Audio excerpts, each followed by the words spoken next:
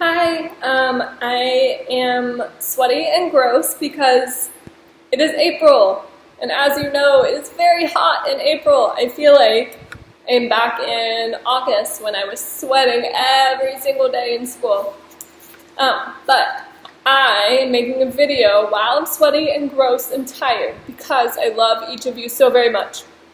So, a few of you, ensure that you can guess who needed some explaining because they wanted to make sure they were doing the work perfectly. So, I'm going to explain. I'm going to go through. This is your new packet. I just finished. Well, not this. This is your new packet. I just finished. So I'm going to explain each part that I think may be a little confusing for you, so that there will be no questions. Okay, so first I'm going to explain that not this week, not Monday, that's in 3 days, but the next week, Monday, May the 4th, that week we are going to do some testing.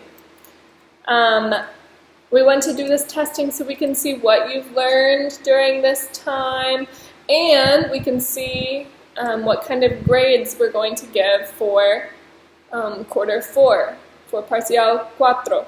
So, we're going to do some testing, and if you've been doing your homework by yourself without someone else doing it for you, or without just turning it in blank, you'll be so fine. And I've written all of this on the packet, but I'm just explaining because I know that you are perfectionists and you like to know every single little detail. So, we're going to do some testing. I wrote on your packet what each subject's testing will look like. So, for Bible, you will be tested on the Easter story. There's 2 videos that Mr. Chase has done, and I wrote the names down on here. So you can watch those videos, or you can read in any of the Gospels, in Matthew, Mark, Luke, or John. I wrote down which chapters you could find the Easter story in. Easter story means from crucifixion to resurrection, so from Good Friday to Resurrection Sunday, right? So what is important is that you read or listen and understand what's going on in the story. These will not be hard questions, so you will be fine. Just read and understand, okay? In math, your math testing is not going to be specific, so it's not going to be exactly what's been in your packets. It's going to be stuff that we've learned in the past. So, this is not something that you can study this one worksheet that I gave you. This is something that we'll see where you are in math in general, not in 7th grade Miss Kylie's class math, but in general, in all of math. So, don't worry about that one. You will be just fine, promise. Then in writing, you are going to write a summary of a short story that we will read together in class on the day that you come. So do not worry about that one. If you want to work on writing a summary, oh look, there's one worksheet where you get to work on writing a summary. Perfect! Next, you will do, for reading, a reading comprehension activity with a short passage and questions to answer. We do that all the time, and there's one for you to practice in the packet. Okay? For science, you will be tested on the science that you've been doing already. There will be no new science this week. I sent home old science that you've already done in your packets. I sent everything you need to study. So just review and follow the directions in the packet and you will be just fine. I promise. I wrote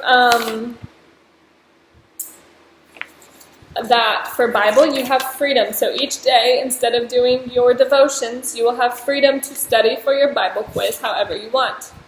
That is all that you have for Bible every day. Study for your Bible quiz on Easter. And then math, just like usual, you have your checklist. So the first day, you have a reading comprehension passage about sloths. They're just so cute. So just like you know how to read directions, you will underline in the right colors what you need to underline.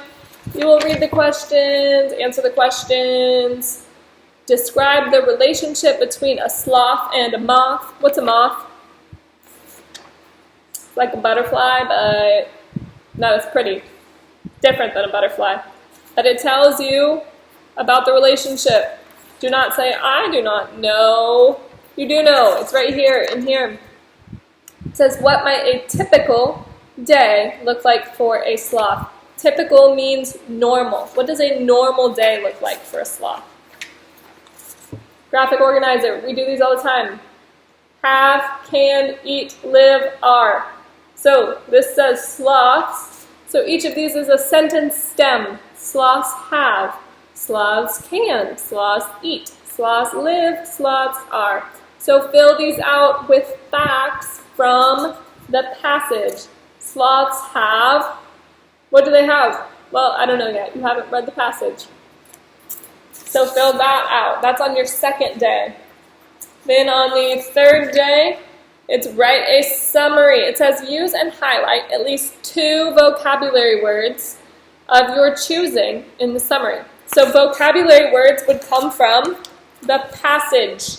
So you're going to choose and highlight or underline at least 2 vocabulary words that you picked from the passage in your summary. Your summary should take up this much space. You can write that many sentences. I believe in you.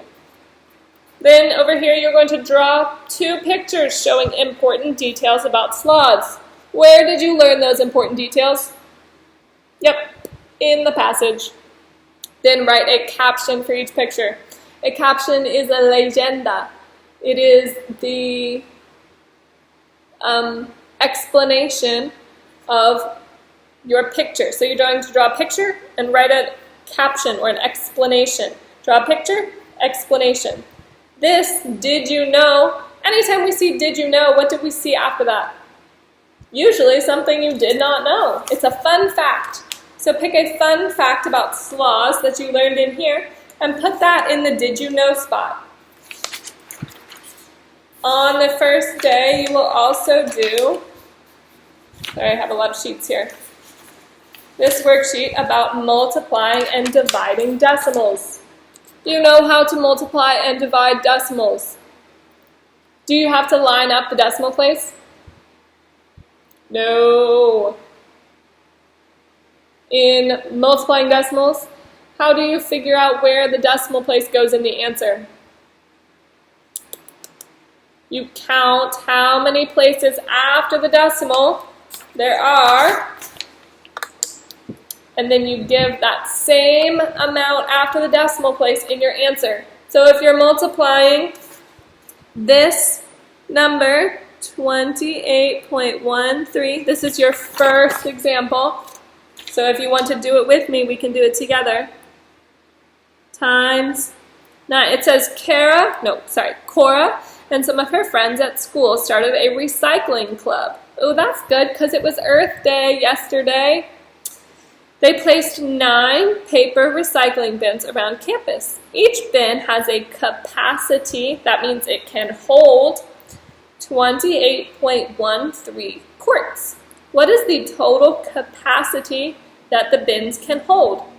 So to find all of the capacities together, we could add 28.13 plus 28.13 plus 28.13. We could do that 9 times. Or we could multiply by 9, right? So let's multiply by 9. This is how it looks, how I set it up. 28.13 times 9. So when I multiply, 9 times 3 is 27, carry the 2. 9 times 1 is 11, is 9, plus 2 is 11, carry the 1. 9 times 8 is 72, plus 1 is 73. Carry the 7. 9 times 2 is 18, plus 7 is 25. Where am I going to put my decimal? I have 1, 2 spots. behind the decimal place. 1, 2. So in my answer, I will have 1, 2. So my decimal place will go right here. 253.17 quarts.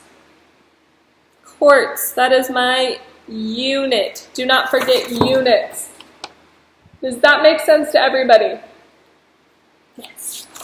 So, that is multiplying decimals. When we divide decimals, what do? We move the decimal of the, where's our, it's not up on the wall, but we move our decimal from our number outside of our house. We move that decimal until we have a whole number. What's a whole number? A number without a decimal. So like 12 or 27. Any number without a decimal point. We move the decimal until we have a whole number. Then on the inside, we move the decimal place the same amount, right? So if we did not move it at all on the outside, do we move it on the inside? No. So at the end, where do we put our decimal once we have our answer? We divide like normal, like there's no decimal places. At the end, we put our decimal place in line with the number that's on the inside and the number that's on the top. We line up the decimal. That will give us our answer. So don't forget units on that worksheet. For addition of decimals, do we need to line up the decimal place?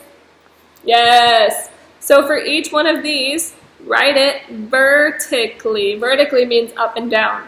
So right now it is horizontal. You should write it vertically.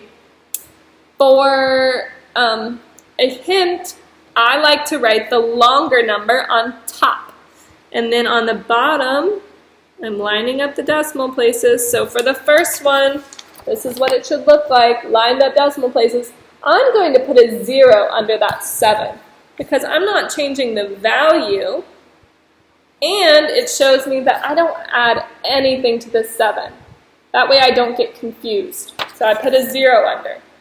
So my answer for this one is going to be 7 plus 0 is 7, 5 plus 2 is 7, 4 plus 1 is 5, and 2 plus 1 is 3. Then I'm going to line up my decimal places. It's going to go straight down between the 3 and the 5. So my answer for the first one is 3.577. So finish that worksheet just like that. On this worksheet, okay, so to convert percents to fractions, that's what we're doing in the top part here. We are going to take, let's do the first one together. 25%. What does percent mean? It might be easier if you think about it in Spanish. Por ciento. What does por ciento mean? Of, what's ciento?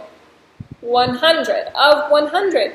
So 25% is 25%. So 25 of 100. So of 100 means over 100. So if we take 25 and put it over 100, we have a fraction, right? 25 over 100. We can simplify that. How can we simplify it? If we divide by the same number on the top and on the bottom. So maybe, what number can we think of that goes into both? Maybe 5? Do you want to start with 5? Because 5 definitely goes into 25, and it definitely goes into 100. So let's try that. So let's divide the top by 5 and the bottom by 5. On the top, we get 25 divided by 5 equals 5. What is 100 divided by 5? 20. Can we still simplify? Yes. Let's try dividing by 5 on both the top and the bottom again. What is 5 divided by 5? 1. What is 20 divided by 5? 4. Can we simplify anymore? No, we have a 1 on the top. That means we're done. We can't simplify anymore. So 25% as a fraction is 1/4 or 1/4, 1/4. So this is what your work should look like. All right, on the second part, we're going to convert each fraction into a percent. So we can do that by dividing the dividing the numerator by the denominator. So we're going to put, for the first one, 2 divided by 5. Which one goes on the inside and which one goes on the outside? 2 divided by 5. 5 goes on the outside. The one doing the dividing goes on the outside. So we're going to do that. How can we do that? Does 5 go into 2?